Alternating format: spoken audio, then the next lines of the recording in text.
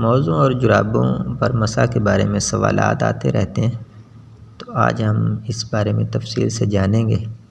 چنانچہ صحیح بخاری اور صحیح مسلم میں سیدنا مغیرہ بن شعبہ رضی اللہ تعالیٰ عنہ سے حدیث ہے، وہ فرماتے ہیں کنت مع النبی صلی اللہ علیہ وسلم فتوضأ فأهویت لأنزع خفیہ فقال دعہما فإنی ادخلتہما طاہرتین۔ میں نبی کریم صلی اللہ علیہ وسلم کے ساتھ تھا، آپ نے وضو کیا تو میں آپ کے موزے اتارنے کے لیے جھکا، آپ نے فرمایا ان کو چھوڑ دو کیونکہ ان کو میں نے طہارت کی حالت میں پہنا تھا، یعنی وضو کی حالت میں پہنا تھا۔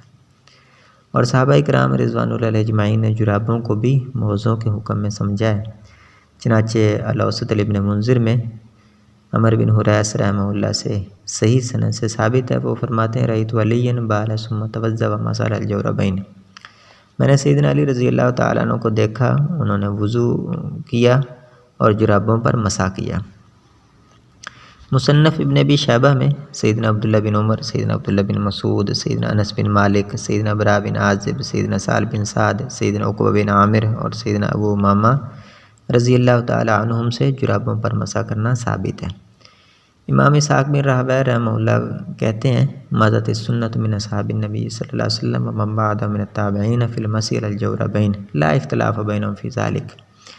جرابوں پر مسح کرنا یہ صحابہ اکرام رضوان اللہ علیہم اجمعین اور ان کے بعد تابعین کی سنت ہے، اس بارے میں ان میں کوئی اختلاف نہیں ہے۔